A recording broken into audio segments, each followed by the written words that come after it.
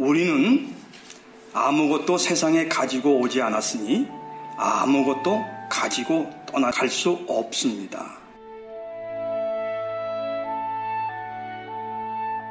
얼마 전 박광수 형제가 부르심을 받고 하나님의 품에 안겼습니다. 소천하기 전 병고에 시달리며 날로 수척해가던 박광수 형제는 우리에게 약한 자, 딱한 사람의 모습으로 기억되었습니다. 그러나 그것은 철저히 착시이거나 착오일 수 있습니다. 엉뚱한 듯 싶은 이야기 하나 하겠습니다. 물리학의 연력학 제2법칙은 엔트로피 증가의 법칙이라고 불리죠. 우주의 만상은 끊임없이 무질서가 증가하는 쪽으로 이행된다는 그런 이야기입니다. 분해와 와해가 우주 변화의 보편적 진행 방향이라는 물리학의 설명은 더없이 차갑습니다. 모든 게 다 분해된다고 그래요. 우주의 마지막 재료라고 말하는 그죠? 양자조차도 마지막에는 분해가 된다고 그러죠. 근데 바로 이같이 냉담한 설명이 도리어 생명이라는 현상에 묵직한 가치와 의미를 부여해 줍니다. 생명은 말입니다. 우주를 아우르는 무질서의 폭주에 대한 저항이기 때문입니다. 생명은요, 생성 자체도 기적이지만 변화 난칙한 우주의 환경 속에서 생존하기 위해서도 그야말로 치열하게 몸부림쳐야만 합니다. 그러니까 생명은요, 그 자체가 곧 투쟁입니다. 그리고 이러한 투쟁의 과정에서 나름 질서를 빚어내지요. 이런 질서는요, 유전자의 차원에서만 아니라 의식, 곧 정신의 영역에서도 빚어집니다. 아까도 말씀드렸습니다만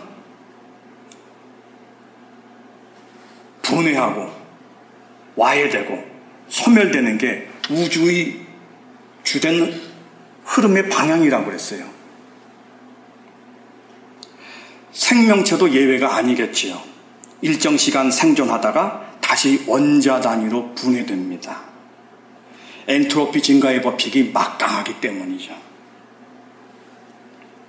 근데요, 강인한 투쟁 그 자체인 생명은 이런 문제를 극복하기 위해 유전자 복제라는 방식으로 대응합니다. 나는 죽어도 유전자 복제를 했기 때문에 후대는 계속 살아갈 수 있는 것이죠. 소멸에 대해 저항하는 겁니다. 그러나 유전자 복제라는 대응 방식은 예측할 수 없이 변하는, 간단 없이 변화하는 환경에 순발력 있게 대응할 수 없을 정도로 굼떠요.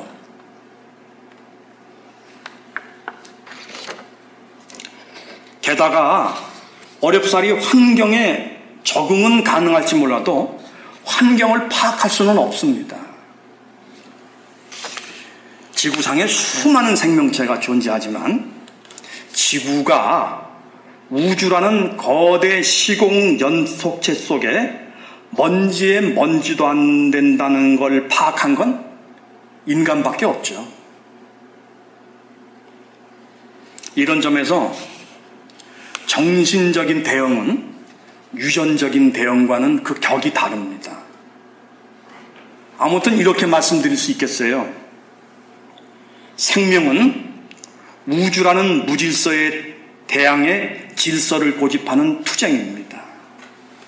그런 만큼 모든 생명체는 우습게 여기시면 안 됩니다. 우주와 상대해서 싸우는 투사예요. 질서, 질서는요, 지속을 전제로 합니다. 그렇죠? 질서는 지속을 전제로 하는데 질서를 남은 자들에게 유전자 복제만이 아니라 정신으로 물려주는 투사가 있습니다. 그게 바로 인간이죠. 우리가 박광수 형제를 연약한 사람, 딱한 사람으로만 기억한다면 그건 박광수 형제에게만 부당한 게 아니라 우리가 아버지라 부르는 하나님께도 불경한 일이 됩니다. 창세기의 신화적 표현 속에 묘사된 하나님은 무질서에 질서를 부여하시는 그런 분이시죠. 창세기 1장 2절은 창조 전 상태를 우리에게 보고하고 있습니다. 땅이 혼돈하고 공허하다고 했죠. 베 아하레츠 하예타 토우 바보후. 여기서 토우는 파멸, 폐허, 공허, 형체가 없는 상태를 지시하고 보후는 텅 비었다는 뜻을 가지고 있습니다. 우리가 창세기 공부했었죠?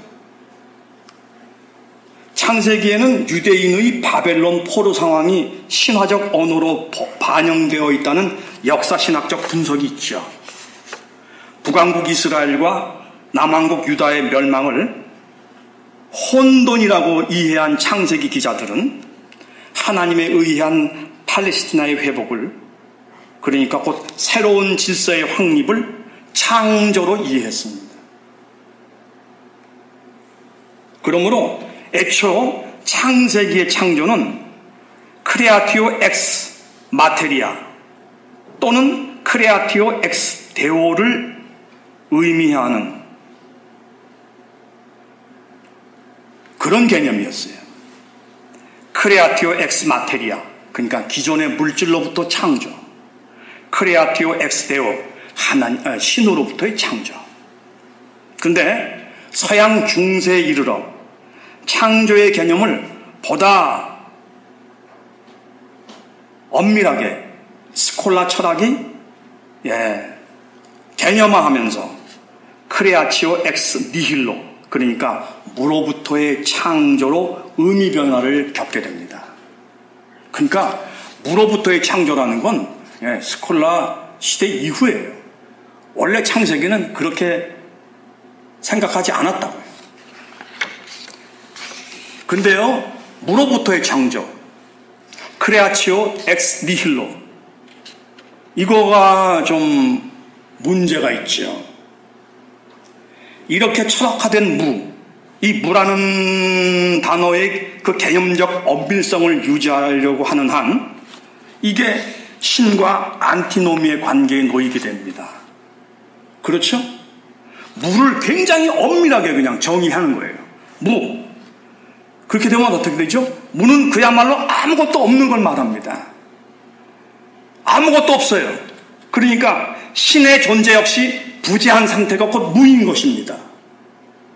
이 단어의 의미에 철저하려면 결국 신에 의한 무로부터의 창조라는 명제가 모순을 부르죠. 시간이 있는 교우들께서는 근대 철학자 칸트가 순수이성 비판에서 4가지 안티노미를 다루었는데 이걸 아마 참고하시면 좋을 듯 싶어요. 이렇게 말씀드립니다.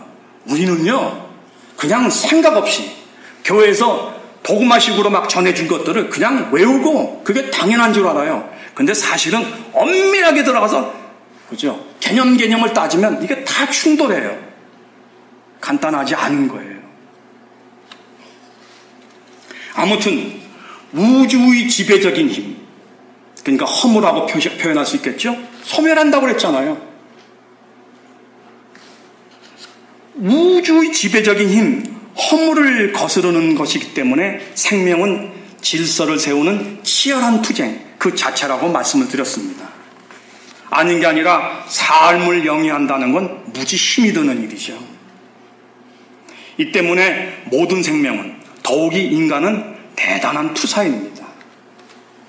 게다가 하나님의 창조가 허무 한가운데에다가 질서를 부여하는 일이라는 사실을 염두에 두면 열심히, 근데 단순히 열심히 사는 거 아니고 열심히 평화롭게 삶을 영위하는 것만으로도 이미 신앙적인 일이 됩니다. 우리는 교회에서 강조하는 이러이러한 절차 또는 이러이러한 그죠? 예례를 따르면 그게 신앙이고 이러이러한 고백을 따르면 신앙이라고 생각하지만 이미 우주의 흐름을 거슬러 하나님이 질서를 세우셨기 때문에 열심히 사는 것만으로도 이미 신앙적이에요.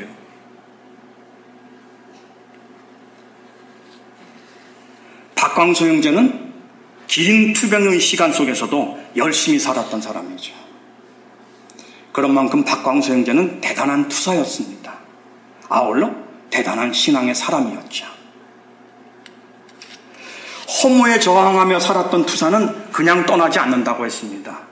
자기도 끝나면 자기만으로 끝나면 허무하죠. 그러니까 그냥 떠나지 않습니다.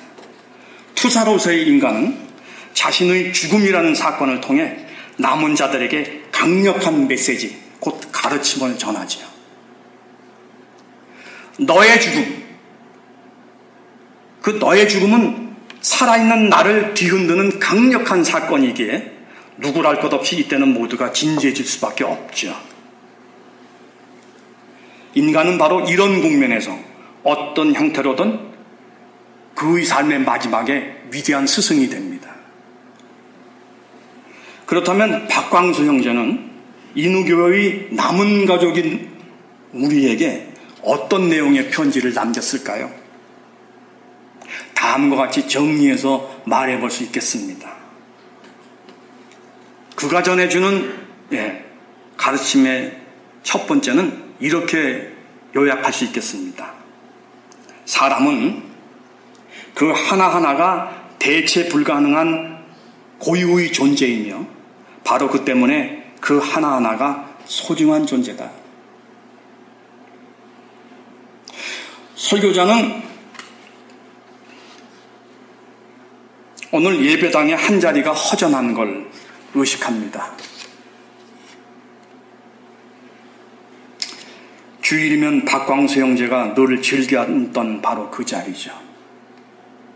제게 지금 보이네요.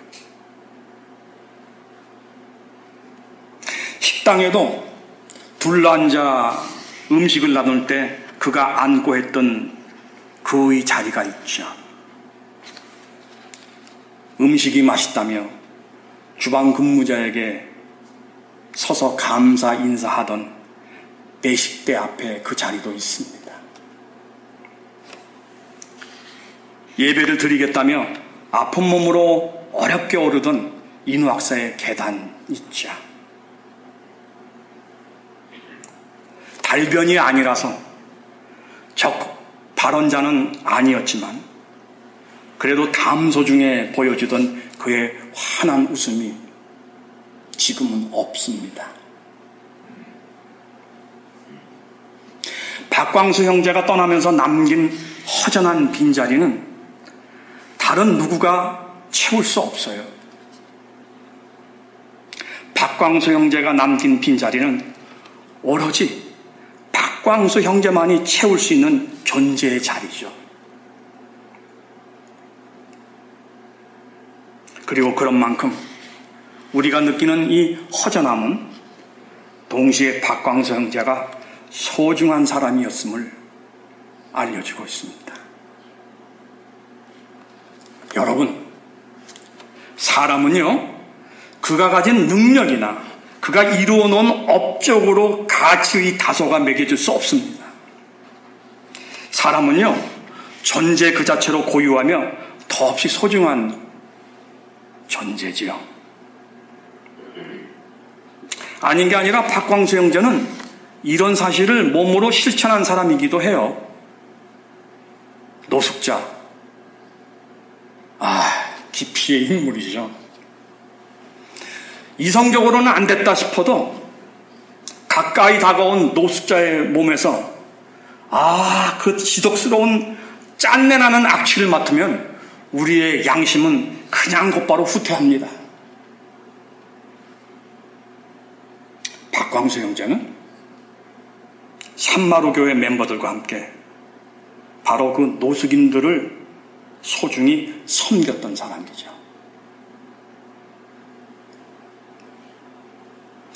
박광수 형제가 전해준 편지에 담긴 두 번째 내용을 정리하면 이렇게 말할 수 있겠습니다. 아무리 해도 공술의 공수거를 부정할 도리가 없다.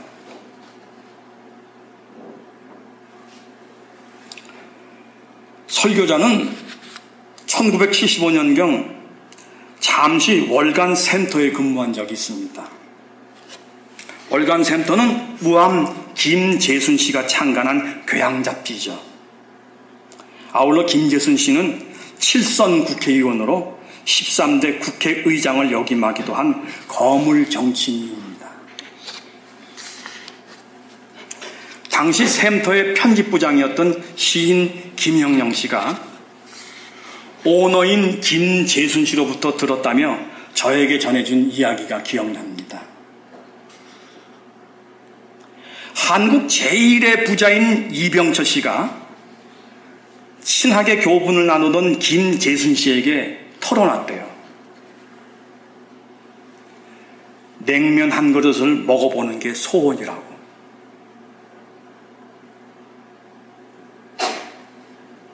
위가 극도로 나빴던 이병철 씨가 자신의 개인 건강을 두고 한탄하며 한 말이지만 그냥 듣고 넘기기에는 묵직한 무엇이 거기 있지요. 모든 걸 다 가진 듯 보이는 한국 최고의 재벌 총수도 안다라는 소원이 있는데 그게 글쎄 냉면 한 그릇을 먹어보는 거라는 거죠. 근데 여기에 대한 반전이 또 있습니다.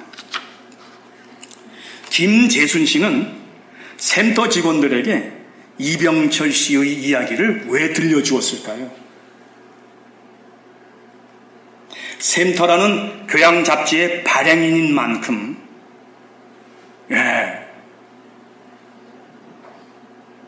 뭔가 진한 의미를 담은 말을 전해준 것 아니겠어요? 어떤 의미? 소유가 다는 아니라는 걸 말해주고 싶었겠지요. 헌데 김재순 씨 본인은 늘 공직자 재산신고 때 누락 또는 축소를 거듭하다가 끝내 그 일로 정치계를 물러나야 했습니다. 그분이 설립한 회사에서 근무했던 저로서는 참 안타깝습니다. 김재순 씨는 인간적으로 후덕하고 좋은 분이었죠. 아무튼 2016년에 타계하셨는데 물론 그 많은 재산 단 하나도 챙겨가지고 가지 못하셨을 거예요. 빈손으로 왔다가 빈손으로 간다는 거 모르는 사람 없습니다. 아니 서로가 부지런히 덕담으로 건네는 말이기도 하죠. 그럼에도 정말 이를 명심하며 사는 것, 그건 쉽지 않은가 봅니다. 그러나 명심하든 명심하지 않던 빈손으로 왔다가 빈손으로 가는 것은 누구도 어쩌지 못하는 엄정한 진실입니다. 코로나19의 영향도 무시할 수 없었을 터이지만 어쨌든 박광수 형제의 빈손은 솔직히 말해 썰렁했습니다. 그래서 참 안 되었다라는 생각을 가졌습니다. 하지만 다음 순간 깨달았어요. 화려한 장래가, 번다한 장래가 도리어 진실을 가리는 거짓된 화장이라고. 중국 산시성 시안에는 세계적으로 유명한 진시황의 장래용 병마 용갱이 있습니다.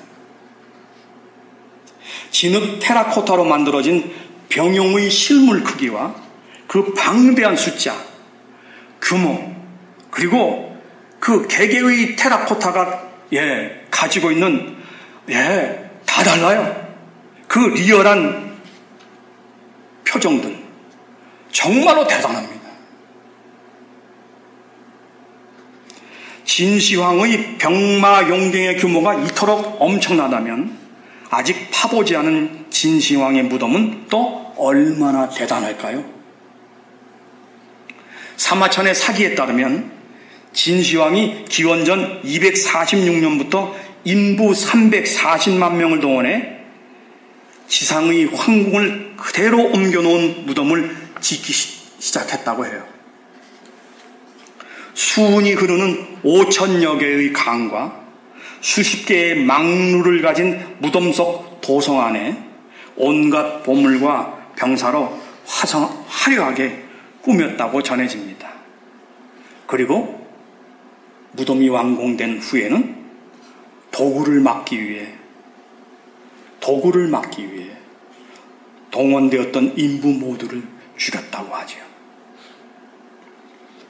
근데요, 중국은요, 이 진시황의 병마용경을 위대한 중국 문화의 그 구체적 증거로 자랑을 하고 있습니다. 이거 보라고, 너네 없지? 그리고 유네스코는 여기에 맞장구 쳐서 진시황의 병마용경을 세계문화유산으로 지정했습니다. 이게 일컬어서 문화를 바라보는 인간들의 알량한 시각입니다. 여러분, 저도 문화사회학을 하면서 비로소 눈을 떴어요.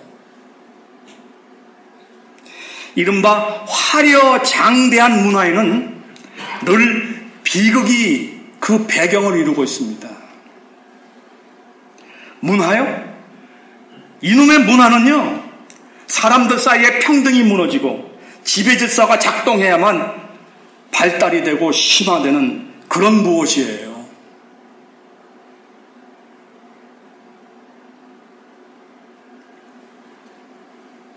문명이나 문화를 상찬하는 그 모든 태도와 기획에는 가장 기본적이면서도 근본적인 사실이 부정되고 있죠. 인간은 빈손으로 왔다가 빈손으로 가는 존재입니다. 문화나 문명, 그건 죽음에 대한 은폐라는 의심을 떨쳐버리기 어려운 거죠. 박광수 형제의 어쩌면 쓸쓸하기까지 했던 빈소는 여느 다른 이들의 부산한 빈소와 달리 우리에게 무엇이 진실이고 정직인지를 깨닫게 해주었던 그런 자리라고 생각합니다. 저는요, 지금 떠나간 박광수 형제의 미안한 마음을 가지고 그의 초라한 빈소를 억지로 미워하고 있는 게 절대로 아닙니다. 여러분, 숨김없는 사실 아니에요? 인간은 빈손으로 왔다가 빈손으로 갑니다.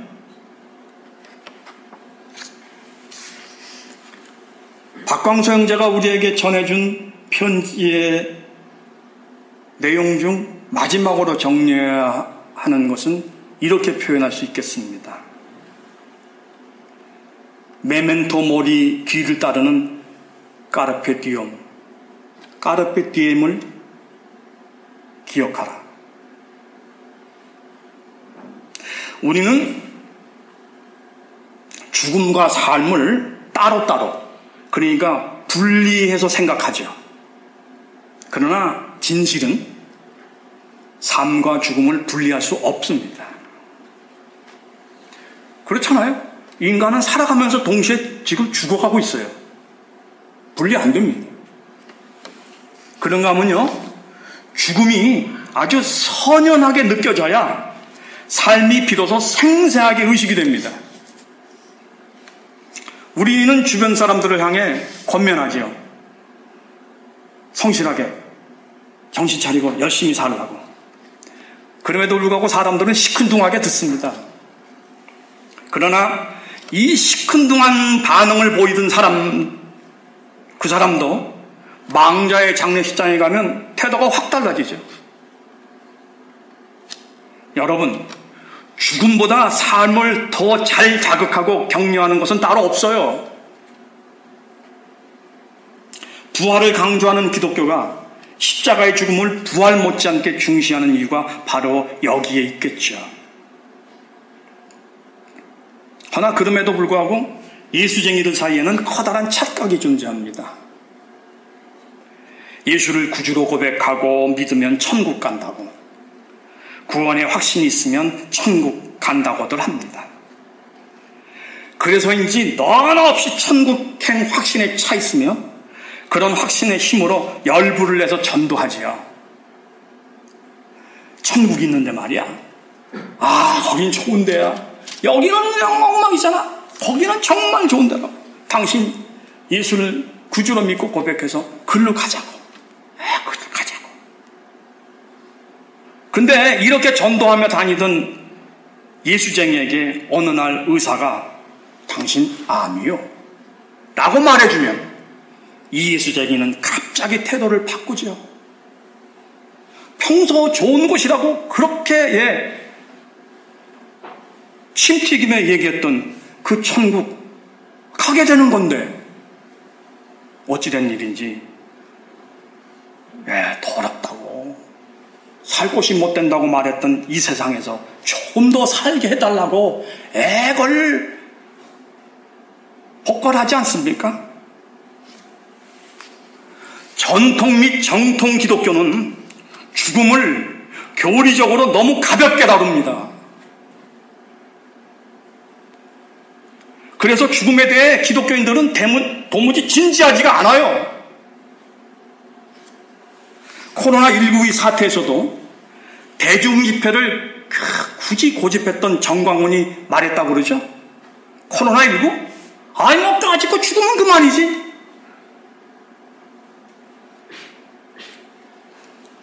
전광훈이 간과하고 있는 사실이 있습니다. 예수께서는 결코 죽음을 가볍게 여기지 않았으며 치열하게 죽음 앞에서 고뇌했어요.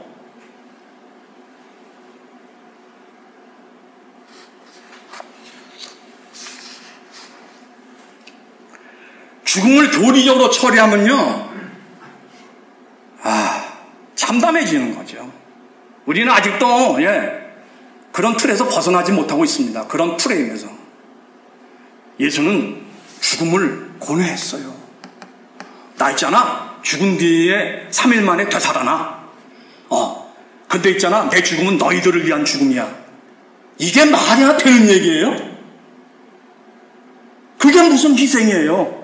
3일 만에 살아날 거 뻔히 알면서 내가 너희를 위해 죽노라, 희생하노라. 그게 무슨 희생이냐고요. 너무 많은 덧칠이 있어요.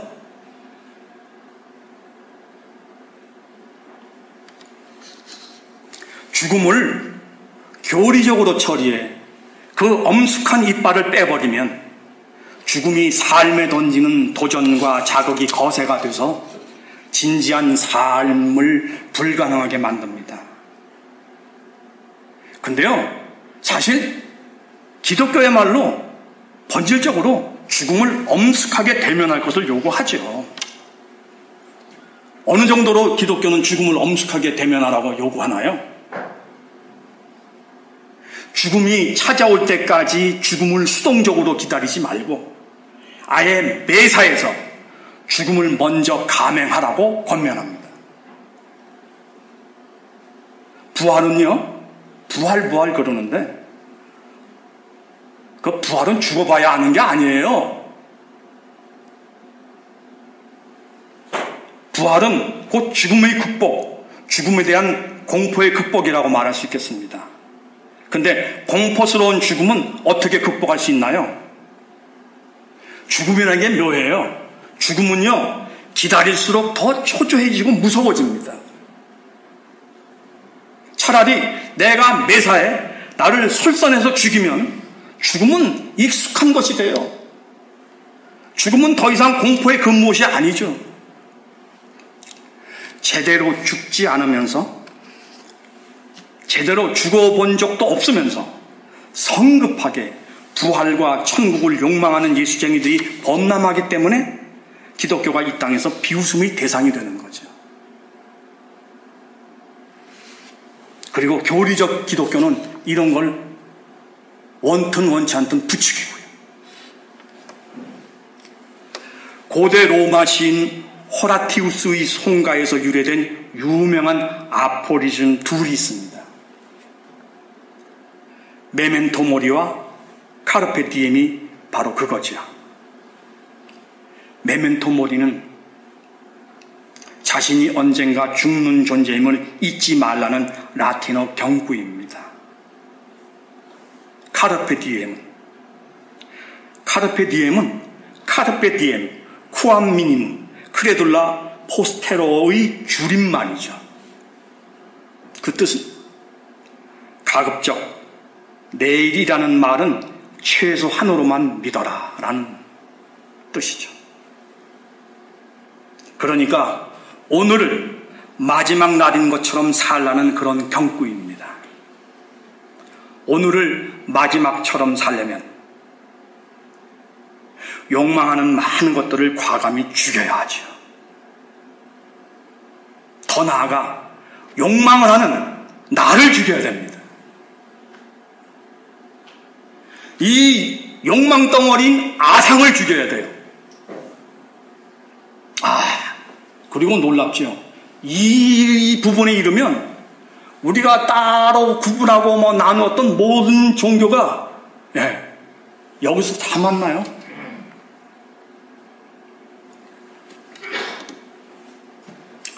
여러분, 박광수 형제는 지병을 가지고 있었습니다. 그럼에도 불구하고 우리는 박광수 형제가 이렇게 갑자기 떠날 줄은 몰랐어요.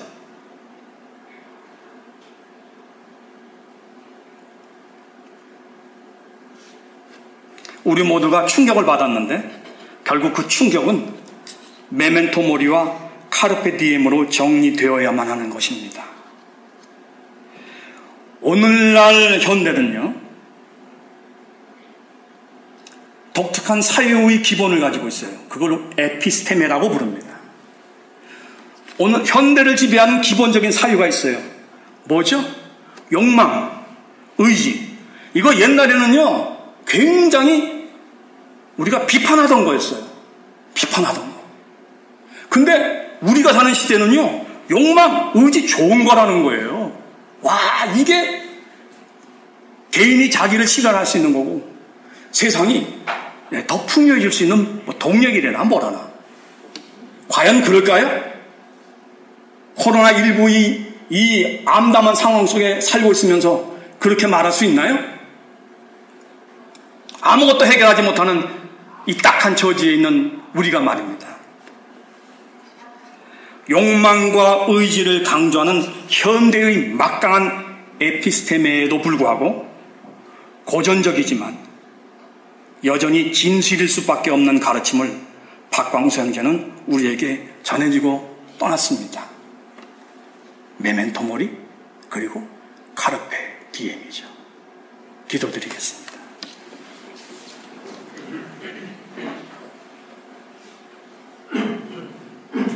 우리보다 먼저 하나님께로 간 박광수 형제,